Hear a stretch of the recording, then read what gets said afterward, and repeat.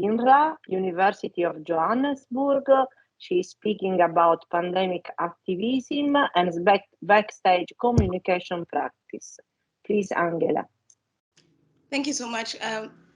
So I just like to, on the first slide, I think it's very clear that there's a picture there with somebody who's sanitizing someone else's hands, and they're also giving them a pamphlet, and the person has gloves. They're wearing gloves on, and so this is a picture of during the height of the pandemic in South Africa in March 2020. There was a lot of popular education that began with a social movement that I'll just introduce shortly. But just the picture depicts that there's a lot of things that have been happening behind the scenes. So when you look at this picture, there's a whole lot that is observed in it, behind the scenes that is not seen rather. So there's a WhatsApp group. There's an Uber driver who delivered the sanitizers. There are people who are discussing. There's a people who are transcribing the pamphlets, translating it into isiZulu, and even designing it in English, for example. And so there's a lot of behind the scenes, and this is what this group actually did to be able to achieve whatever they did actively during the pandemic. So so this is what I'm going to talk about. It's called the Community Organizing Working Group. So can we have the next slide, please? So when I give the background and context, the Community Organizing Working Group was part of a broader coalition that was formed when the pandemic started and spread across South Africa. So this was initially when the pandemic was announced, this group was formed, and it was actually formed from existing organizations at the time. And so this was just as a result of it, because there was need for urgent work to be done, especially it focused on popular education and food distribution. But now the focus is about vaccine inequality, which I think Kate Alexander will talk about at 5 p.m. And it comprised of 14 community activists at the time, representing various communities within Gauteng. Gauteng is the major province in South Africa where Johannesburg is, and also the capital Pretoria is. Next slide, please. And so my main aim is to understand the communication practices of the social movement during the pandemic. And so they were using Zoom as their main communication tool, as well as WhatsApp. However, what made the group to be much more effective is the use of Zoom, because that is where you could have discussions. So WhatsApp became a complementary tool. And when you look at a lot of literature, as far as I'm concerned, not many working class movements have embraced the use of Zoom so far.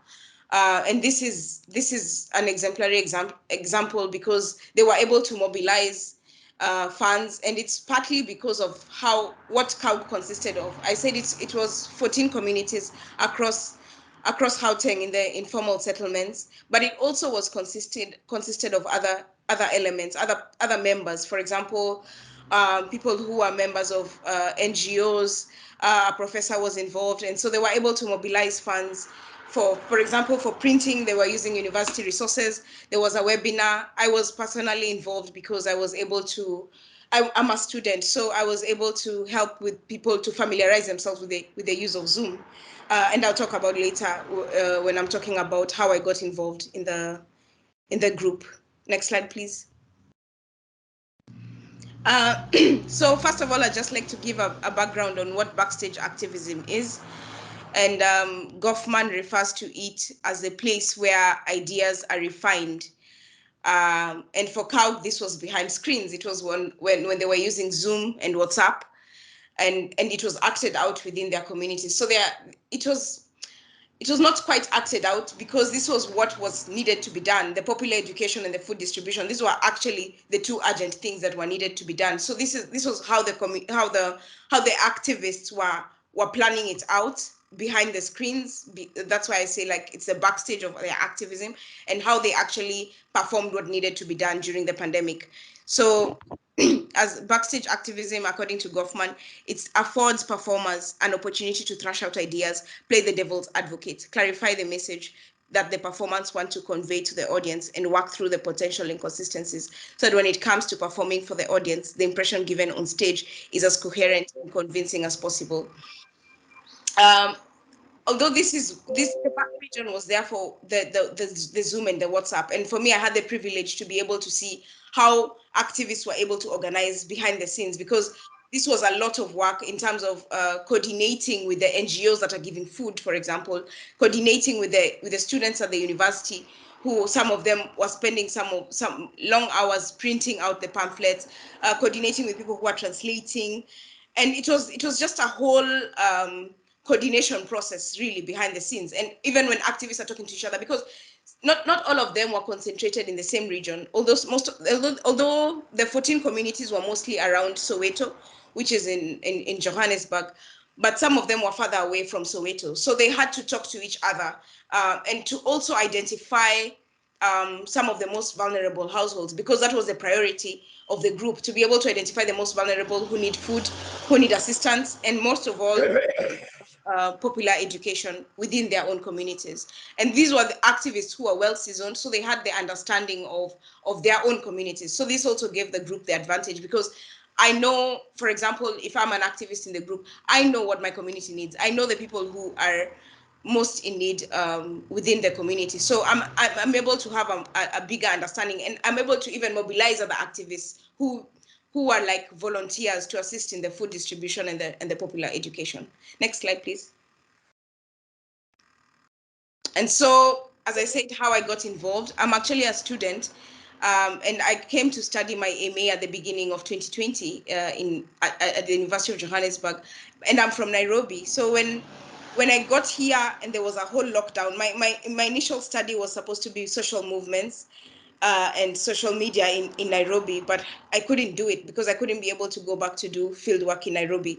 So I got involved by my supervisor was actually involved in this group because she's been an activist in Johannesburg for a long time. And so as they were mobilizing and pulling people together, I was just assisting in a communication role. So I was able to actually help the activists to familiarize themselves with Zoom, because Zoom was a novel thing for most people.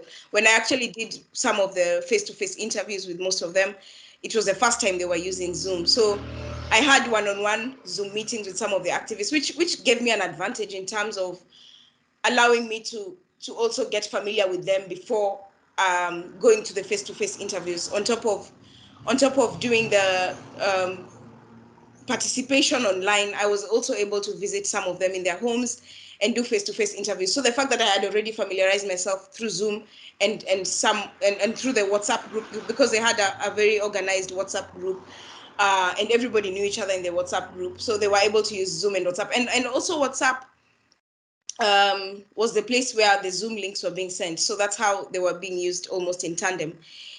Anyway, I also had the advantage of being able to get intimate with them before meeting them face to face. Next slide, please. And so some of the problems that were faced because of using Zoom and WhatsApp, apart from the novelty of Zoom itself, there's an issue of connectivity, because South Africa is a very unequal society. And even though there is a lot of 3G coverage across Johannesburg, when you go to the townships and the informal settlements, because of the lack of electricity, connection is a very big challenge. For example, I went to one house of the activists, there was no electricity at all. And so, and they depended on solar. And so during the winter months, for example, when the sun was not shining, or on the days when the sun was not shining as much, they had a challenge with charging their devices. And so the connectivity issues, especially because this was a majorly working class, it still is a majorly working class group, connection is very difficult to always get to. So CALG was also a very innovative group. And so whenever somebody was unable to attend a meeting on Zoom, for example, some of the activists would be able to call. So you use a phone and call them and then put them on loudspeaker. And so they're attending the Zoom meeting through someone else's phone. And I found that to be very innovative, because I never imagined that the connectivity problem could be in parts bridged like that. It could not always work, because sometimes the device, because of the battery, it's off. And so the connectivity and electricity cuts go hand in hand, because even in suburban areas, sometimes there was no electricity. And then the issue of data, because to be able to use Zoom and WhatsApp simultaneously, you always need data, and these are the issues of the digital divide. So not having data, of course, brings a problem, poses a challenge to be able to access this. But apart from that, we were able to also mobilize through the NGOs and provide data through to the activists. And then there's the issue of smartphone limitations. So not all smartphones are the same, because some smartphones do not have space. So whenever, even if you're trying to connect to a Zoom meeting, sometimes they had to delete the entire app and delete other apps in the process to be able to get connected again. So it's just an issue of space. And activists were also community members, they were leaders, and they had family responsibilities. And so to be able to attend a Zoom meetings, sometimes you realize, like, I mean, even anytime you attend a Zoom meeting, there's always a background noise. There's a baby crying, and you have to attend things. You're also someone's partner, so you're constantly engaged in other issues, and you cannot sometimes fully manage to be present, to be fully present in meetings. However, these are just some of the things that somehow the group managed to overcome, and it was almost embraced that this is how we will operate. And even when I did some of the face-to-face interviews with some of the members, they were saying, I like Zoom because I'm able to cook at home and to be able to take care of my baby, to be able to take care of my family while at the same time attending the meeting. So it was also part of the problem, but part of the solution, because otherwise it would be very difficult in terms of commitment to be able to attend these meetings as a family member with responsibility, and also as a community leader. Next slide, please. And so even though CAUG was entirely reliant on the use of Zoom, well, not entirely reliant, was reliant majorly on the use of Zoom to be able to communicate their messages, it was also existing within a broader communication repertoire. And I think this is what Donatella de la Porta mentioned in the keynote address, that even social media is being used. However, it's also being used within existing forms of communication that are there in social movements. For example, the pamphlets was very, very important for popular education in CAUG. That was the only way, and they were translated into isiZulu, which is a popular language, very common language used in Johannesburg and more so in the townships. So the use of pamphlets was very, very important. Facebook and Instagram page was amplifying the work that was being used, especially archiving most of the photos and the images of popular education and food distribution. And then the use of national holidays was when there was campaigns for CAUG, and they used slogans such as Asivigelane, which is a Zulu phrase meaning wow, let's protect each other. I protect you, you protect me. So that is and it was used against, oh, thank you. It was used against the background of COVID-19. 5 minutes. Thank you. It was used against the background of COVID-19, of protecting each other, and also the use of liberation songs is very common in South Africa. So some of the songs of liberation were also used as part of the mobilizing. The dance, the toitoi. Toitoi is a Southern African dance that was used during the anti-apartheid struggle, and it continues to be used until today. And then the use of emails for reports, just for accountability, because they were supposed to send an Excel sheet every week on the work that was being done within their community. The team leaders had to do that every week. And then, of course, the door-to-door mobilizing, which actually was what was being used most, especially for food distribution, identifying the most vulnerable communities, and all that. Next slide, please. And so, as I conclude, I think some of the working class the community organizing working group was able to record its success by embracing technology and using their creativity. This could not have been possible, especially the whole coordination process of food distribution and popular education at the height of the lockdown, which was in March and April of 2020. They could not have done this without embracing technology and using their connectivity, for example, as bridging the digital divide and such issues, through to be able to serve their communities at the time. And CAUG was successful in part because of its diverse membership. As I mentioned before, majority of the activists were working class activists, but there was also a lot of middle class, not a lot, an element of middle class activists, which was very useful in terms of mobilizing for resources such as data, the food distribution drive. The University of Johannesburg was used, the Center for Social Change specifically was very useful in terms of printing the pamphlets, and also just that forging that partnership was able to also give the activists confidence, to be able to continue with some. Sorry about that. To be able to continue with some of the initiatives and the drives that were and the campaigns that CAUG actually initiated, and then the determination of the activists enable them to surpass the government on some of the issues like food distributions, for example, because they were identifying the most vulnerable in their communities, and therefore they were able to be more sensitive as members of the communities. For example, issues like xenophobia, because you didn't have to be a South African national with an ID to be able to get a food parcel. They were just identifying you as one of the most vulnerable within your community. And I think this was what helped the community organizing working group to be successful. And as I conclude, I thank you. Thank you so much. I think last slide is just thanking you all. Thank you for your attention. Many thanks, Angela, also to be on time. So we will have time for comment and question at the end. I thanks right now for your for having reported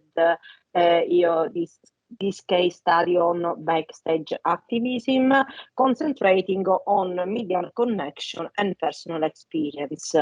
I want to suggest you a point of view or another kind to study this kind of group that could be useful. We are working right now with my group in Italy about young creativity in collective action. I think that for this kind of case study and group could be a good point of view, of a point of analysis. This is my suggestion because you explain something about not only communication but creativity in communication, and I think that is really a neglected issue, creativity in social movement. So this could be a good issue to continue your research. So now I give the floor to Sumodip. I think that, I hope I'm right. He will speak about hashtag student activism, a digital ethnography of student mobilization during the pandemic in Delhi University, India. Thank you. Please, the floor is yours. Thank you, Professor Dai, for the wonderful and warm welcome. 15 minutes as usual. I'll be within that time frame. And very good evening to everyone from India here.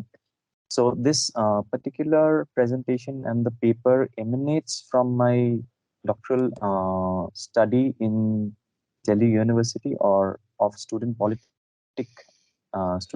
activism in Delhi University, which I have just been able to conclude recently. So much of the data that I have been able to accumulate in this paper comes during the pandemic or in the aftermath of the COVID-19 pandemic in India. So we can go to the first slide, please. Yes. So in recent years, we have witnessed that student protests have become commonplace to various parts of the world, whether it be in the global north or in the global south, especially from the fees must fall or the roads must fall campaigns in Latin America and South Africa or Africa for that matter, to resistances against tuition fees or rising tuition fees in places such as England and Canada, Quebec.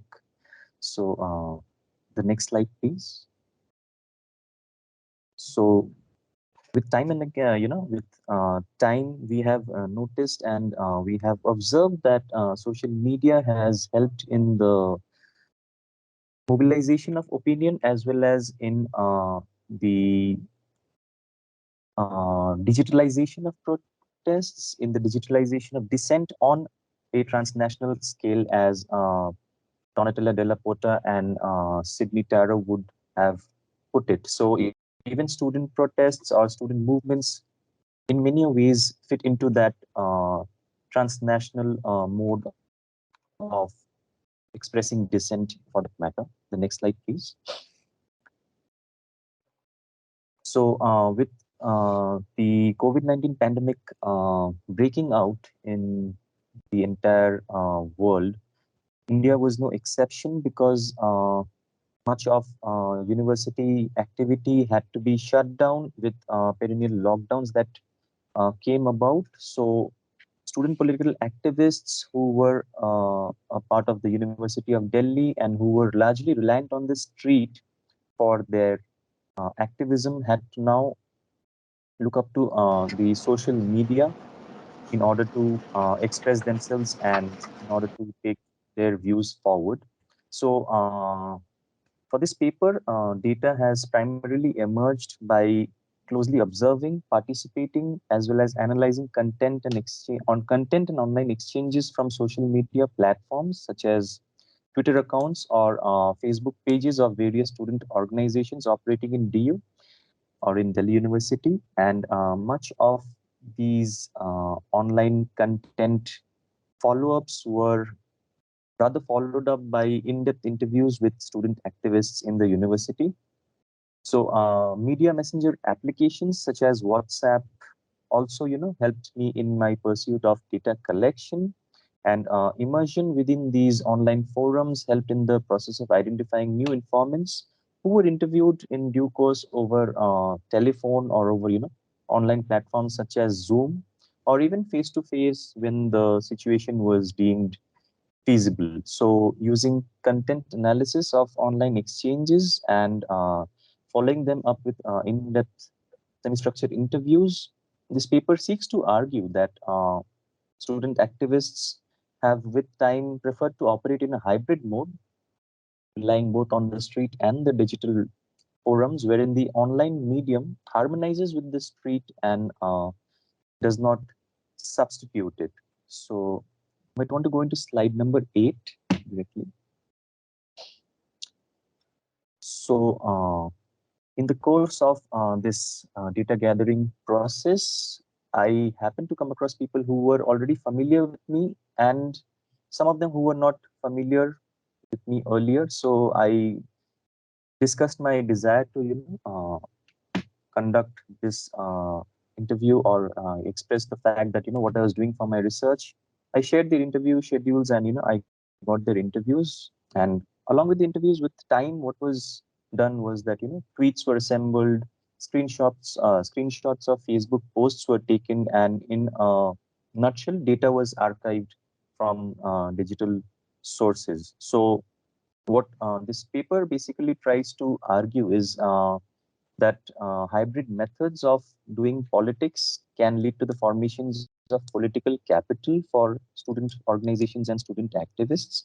And hybrid methods of doing ethnography can prove useful for communicating research, especially in extraordinarily uncertain times, further forging pathways for doing research in the new normal. So, might want to go into slide number 10, please. So just a brief background of the field. So Delhi University is a public university which is managed by the central government of India. And within such a space, student activism is largely political in the sense that, most of these student groups or parties that are present in the university are directly affiliated to mainstream political parties or other organizations in active in politics in India. So the Delhi University Students Union is the official student body in the university, and most of these student groups usually compete for 4 central panel seats within the union via an annual election that is, held in the second week of September every year. But on account of the pandemic, such an activity has not been held since 2019. So student groups have looked out for various ways in order to reinvent themselves, in order to reinvent their strategies and their ways of remaining relevant and viable within the student community in general. Might want to go into slide number 12, please. So these were some of the scenes that were witnessed prior to the pandemic as far as doing student politics in the university is concerned. So this is a scene from the student union elections and the campaigning that used to usually take place at that time, which involved generally male young students um, canvassing and campaigning for their friends or their fellow party members. The next slide, please. Similarly, apart from contesting elections, protests are one of the hallmarks of student politics in the university. And this particular protest is again of pre-pandemic nature, where student one particular student group is trying to block access to the main road that connects the university due to certain demands that they have made, and because they want these demands to be fulfilled. So their request to the administration was that unless you fulfill our demands, we will not be moving from this particular space. So these activities helped them to remain viable in the pre-pandemic scenario. The next slide, please. So again, these were images and visuals from various street protests that used to take place much largely prior to the pandemic. And what happened with the outbreak of COVID-19 was that the true power and potential of social media for student political activism was witnessed. And strategies had to be altered not only by me in order to continue doing fieldwork, but also by these organizations in order to express dissent, in order to petition their demands, or in order to remain viable in campus. You might want to go into slide number 16.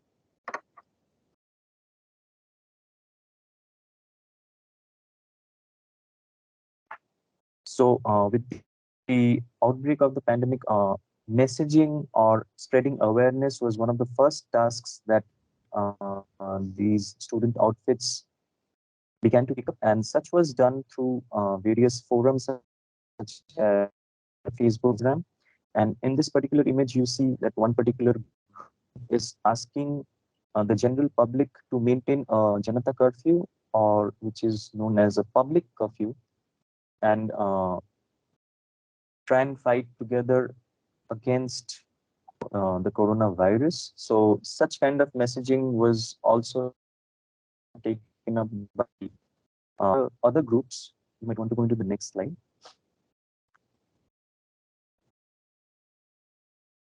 And such groups again began to spread awareness with respect to using masks, using sanitizers, or various other mechanisms and messaging that was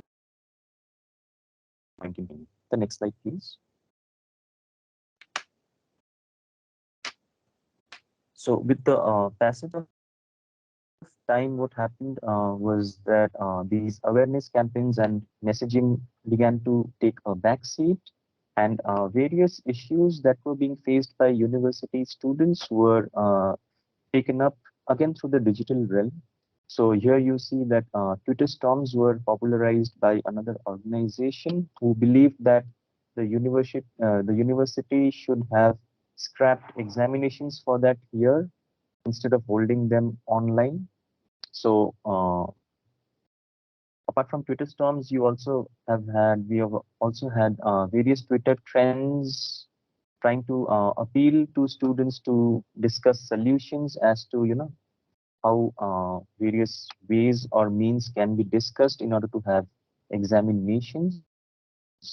The next slide, please.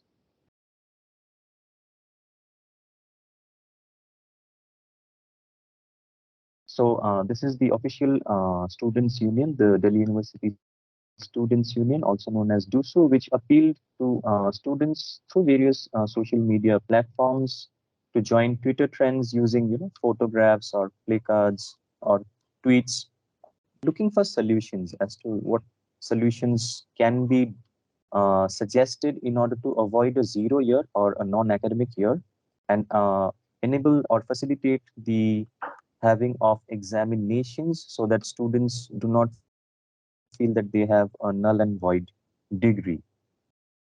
The next slide, please.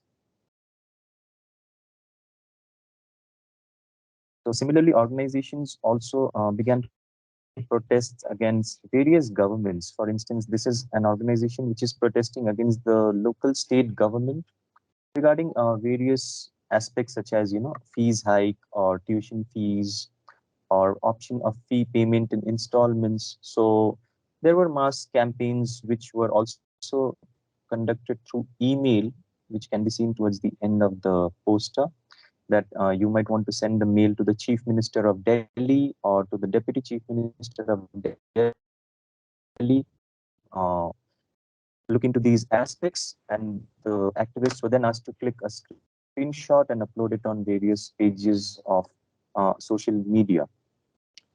But with time, what was also seen, we were going to go into slide number 24, please.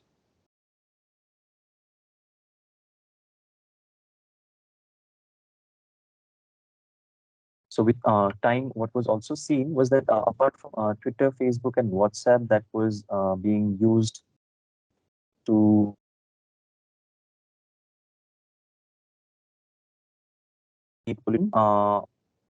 there was a lot of service that was offered by student activists, especially during the second wave of the COVID-19 in India, where horrific shortages of beds and hospitals in Delhi had become a household phenomenon, with oxygen also becoming a major crisis. So these student groups then effectively used instant messaging apps such as WhatsApp or social media to facilitate the distribution of oxygen or hospital beds for the ones in dire need.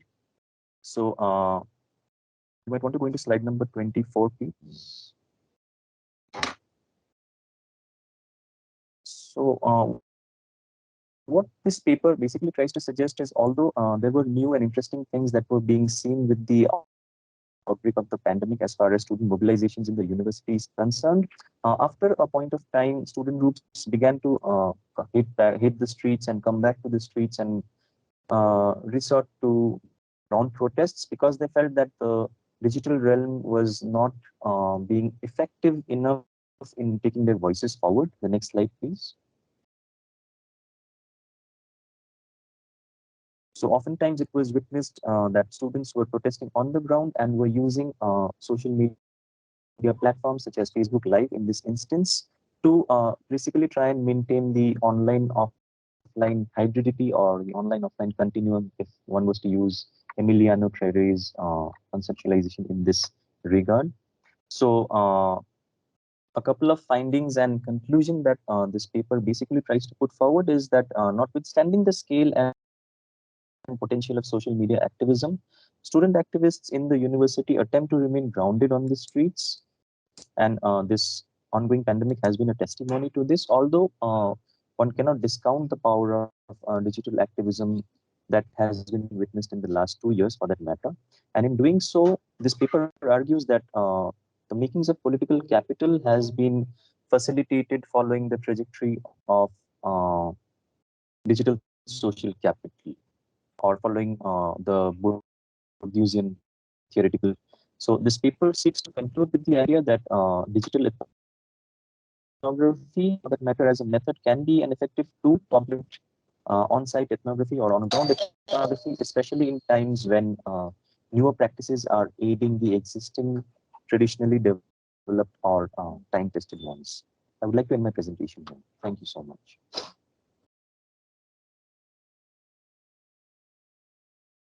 So very thanks for your presentation. It was really very interesting.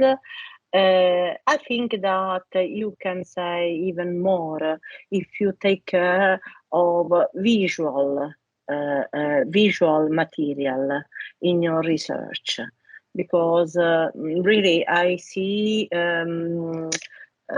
so slogan and colored slogan and picture very interesting that could better describe the protest in the university, and especially features specificity of the protest in your university that are different from other protests.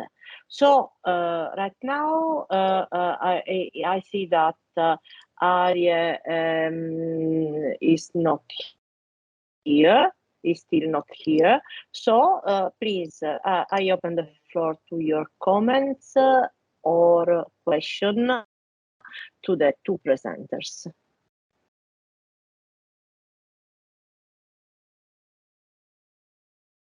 Angela, if you switch your camera, your video. Okay.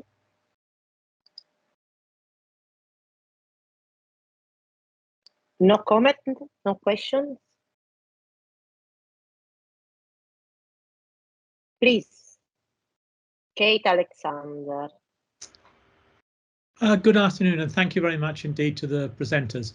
So in Modem, I found your presentation very, very interesting, partly because in my own university, there wasn't that kind of activism amongst our students.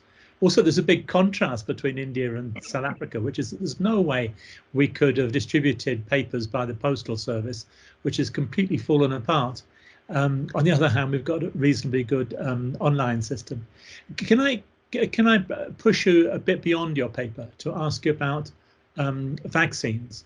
Because the vaccination rate in India is higher than the average for the rest of the world, and it's considerably higher than it is for South Africa. So I'm wondering why that might be. And do you think there's a link between the reason for the high level of vaccination and the kind of activism that you've portrayed for the university? And Angela, if you have time and if you want to, can I press you on a counterfactual question? If there hadn't been Zoom for CALG, what would have happened? Thank you.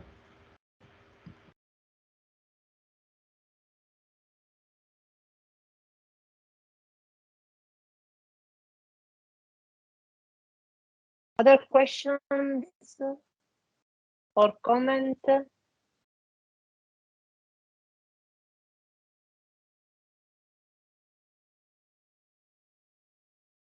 So please reply. First Angela, then Sumodip.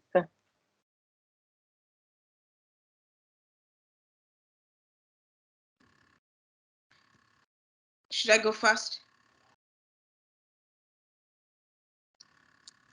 Had there been no Zoom, Kate, I think still there would have been some action within CAUG. However, it would not have been as organized. And therefore, it would have been very haphazard to organize across 14 communities located in different geographies across Johannesburg, which would have been much, much more difficult, but and less effective than it was. And because we're trying to identify families that are even, for example, more vulnerable, and we're trying to have popular education, it would have been very, very difficult, and probably it could have been an unfair distribution of food, very chaotic, as you could have seen. That would have been my thinking. Yeah, thank you.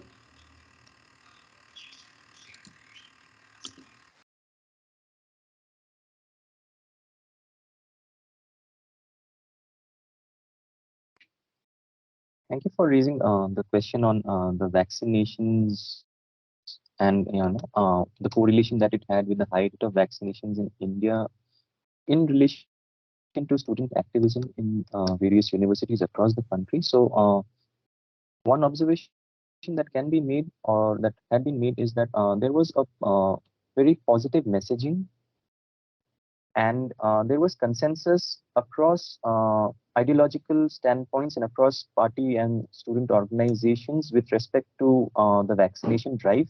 So apart from spreading messages on using masks and sanitizers, they did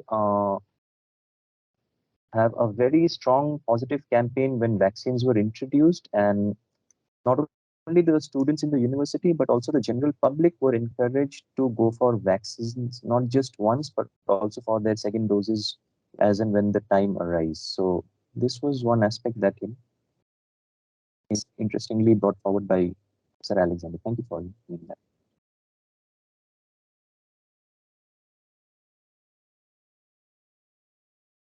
Okay. No more question? Comment?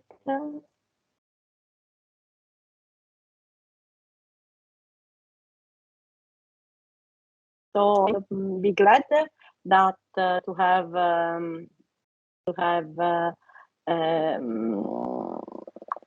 much more presentation on young activism, because I think so. Very thanks to both the presenter, because I think that is a very important issue in social movement, to analyze young social movements and how the young are working, are acting to provoke, to have social change.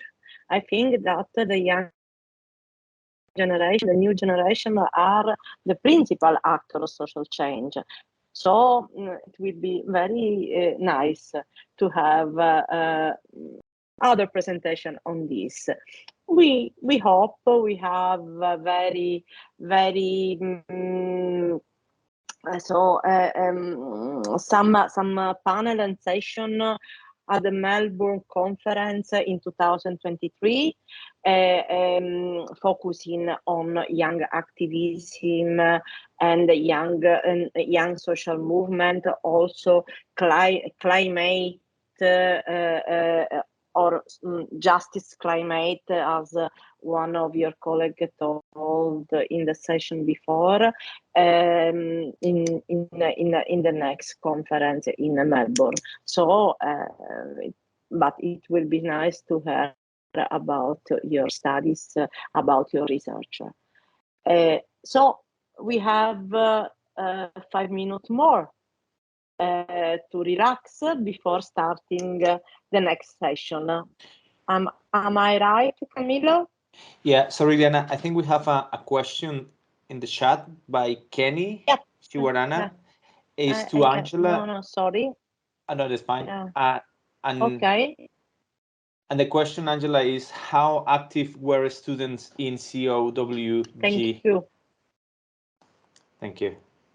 Thank you, Kenny, for your question.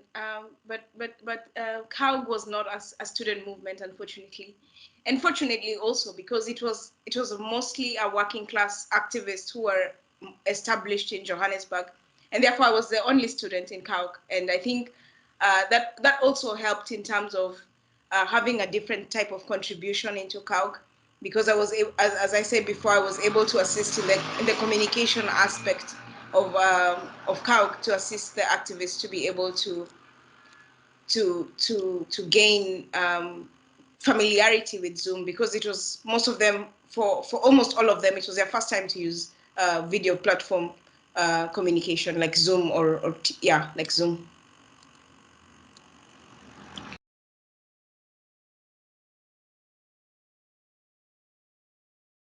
Okay.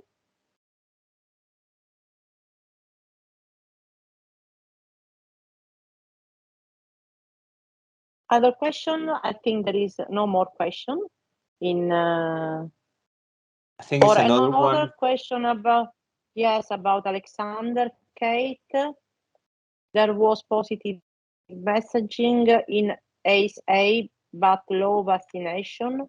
There was negative messaging in Brazil, but high vaccination. Any thoughts? We have the next session that is on vaccination protest or protests linked to vaccination. I don't know if these two young researchers that are working on young process have of course, personal answer to this question. I don't know if they have answers related to their research on this question. Have you reply on this?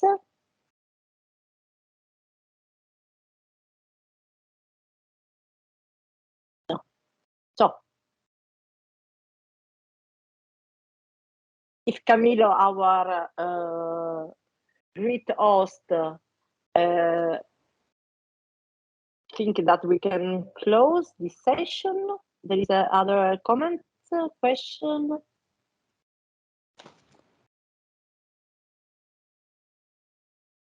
Yeah, I think we can just. Yeah, I think we can just close this session, right?